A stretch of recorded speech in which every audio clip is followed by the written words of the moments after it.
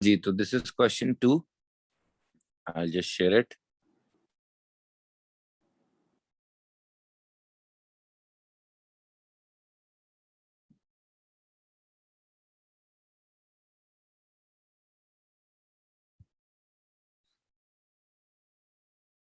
Okay. Sorry, वो question 1 का part ई miss out हो गया मुझसे, तो मैं क्वेश्चन 2 की वीडियो में ये दिखा देता हूँ. तो the directors have plan to expand the business and they are considering 2 options. Make a rights issue और issue a debentures. I advise which option they should choose. Justify your decision. 7 mark.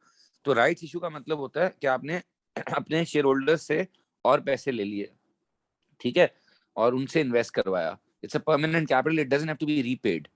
Okay, but the shareholders, if you're because you're giving them at a value which is lower than market price, so they might also have an incentive to get these shares. Okay, तो आपको पैसे मिल जाएंगे. ठीक है, आप अगर 0.5 shares बेचोगे, 0.5 पे के 80,000 शेयर्स बेचोगे एट अ प्रीमियम ऑफ 0.25%, तो आपको आराम से $50,000 मिल जाएंगे. लेकिन क्या शेयर होल्डर्स खरीदने के लिए तैयार हैं? ओके, और बाद में आपको फिर डिविडेंड ज्यादा देना पड़ेगा. ये राइट्स इशू का मसला है, लेकिन it's permanent. It doesn't have to be repaid. उस पर कोई इंटरेस्ट नहीं देना होता. डिवेंचर क्या है कि डिवेंचर से कंपनी का लोन बढ़ जाएगा, उनको इंटरेस्ट देना पड़ेगा. कंपनी के पास ऑलरेडी 36,000 के डिवेंचर्स हैं, सही है, जिनको हमें रीपे करना है. अगर आप देखो, आप ये देख रहे हो, डिवेंचर्स हमने अगले साल ही रीपे करने हैं 36,000 के. तो अगर हम और डिवेंचर लेंगे तो फिर बहुत ज्यादा लोन बढ़ जाएगा. सही है. 8% rate is more expensive than the current debenture. देखो, ये जो आपका 8% का रेट है, पहले आपको जो डिवेंचर मिले हुए हैं वो आई थिंक 5% पे मिले हुए हैं. तो ये भी एक चीज आपको कंसिडर करनी चाहिए. फिर डिवेंचर्स के पैसे भी वापस करने पड़ेंगे. वो हो सकता है कोई कोलेटरल मांगे, सही है, बट फायदा ये है कि उनकी डिसीजन मेकिंग में चिक चिक नहीं करेंगे वो लोग. ओके, और उनको डिविडेंड्स नहीं देने होंगे, लेकिन इंटरेस्ट देना होगा. लेकिन पावर रहेगी आपके पास. जब राइट्स इश्यू करते हो तो दूसरे लोगों के पास ओनरशिप आ जाती है. एज इन जो डायरेक्टर है, हो सकता है उसकी ओनरशिप कम हो जाए ना राइट्स इश्यू करने से, क्योंकि आपने दूसरों को चांस दिया है. Unless he also buys that shares. So मैं तो इनको यही बोलूंगा कि भाई आप शेयर्स इशू कर लो, मेरे ख्याल से तो, क्योंकि डिबेंचर ऑलरेडी इतने ज्यादा हैं और उस पर इंटरेस्ट भी ज्यादा है, तो क्यों.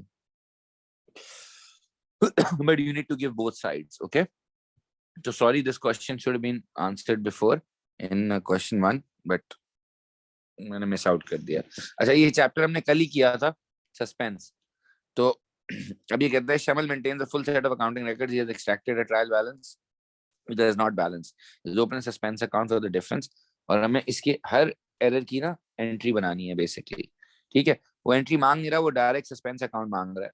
लेकिन हम यहाँ पे अपनी वर्किंग के लिए एंट्रीज बना सकते हैं. जैसे पहला एरर है, payment of 169 for motor repairs has been correctly entered in the cash book but had been debited to the motor repairs account as 196.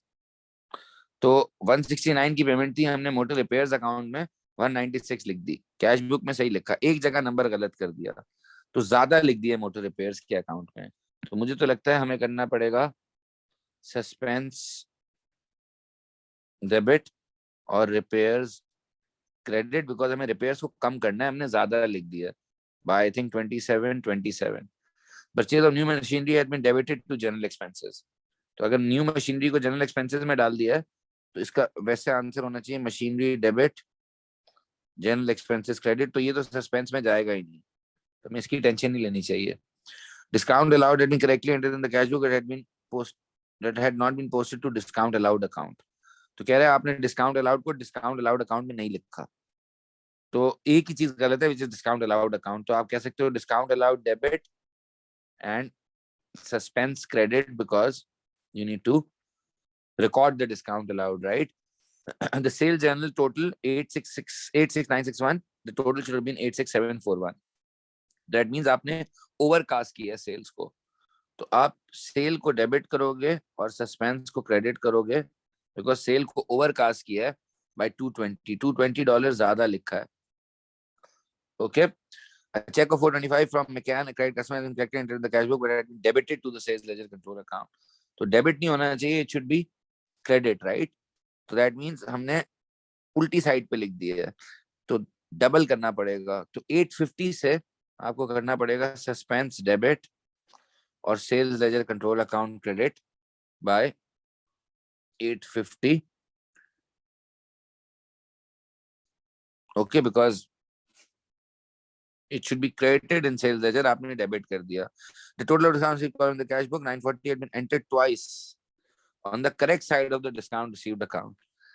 तो it should not be entered twice, it should be entered one। हमने वो कह रहे discount receive को 2 दफा credit कर दिया, तो अब एक दफा डेबिट कर दो। तो it should be simply discount received debit, ताकि तो हमने 2 दफा रिकॉर्ड किया ना, आप एक दफा कैंसिल कर दो। उल्टा नहीं किया है, 2 दफा रिकॉर्ड किया है, तो एक दफा कैंसिल करना पड़ेगा।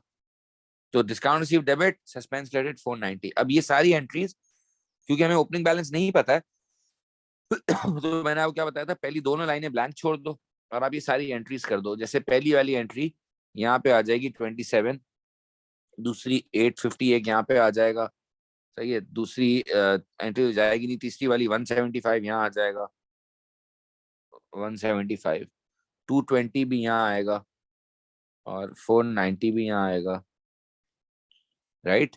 उसके पीछे रेफरेंसेस आप लिख सकते हो। और ये अब जो डिफरेंस आएगा मेरे ख्याल से इस साइड पे, that is your balance brought down, and I think that should be 8, because इस साइड पे टोटल 885 आता है। इसको भी हम जबरदस्ती 885 बनाने के लिए ऊपर यहाँ पे 8 लिखेंगे।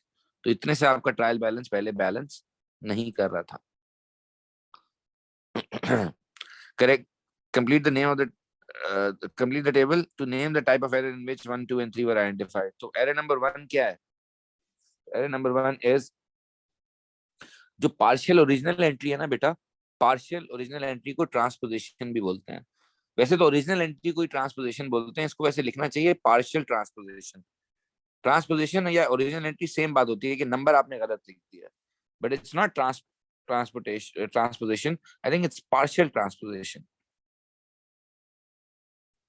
आपने एक जगह अमाउंट सही लिखी है, एक जगह अमाउंट गलत लिख दिया है।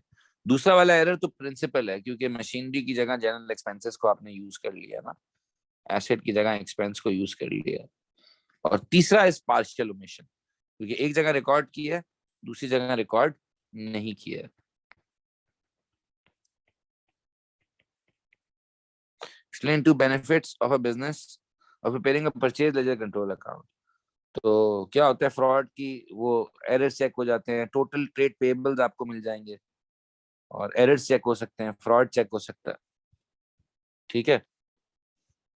State two item that would appear on the credit side of a purchase ledger control account. Purchases जाएंगी क्रेडिट साइड पे और रिफंड जा सकते हैं, बैलेंस ब्रॉट डाउन जा सकता है, इंटरेस्ट चार्ज जा सकता है, डिसऑनर चेक जा सकता है अगर हमारा चेक डिसऑनर हो गया हो।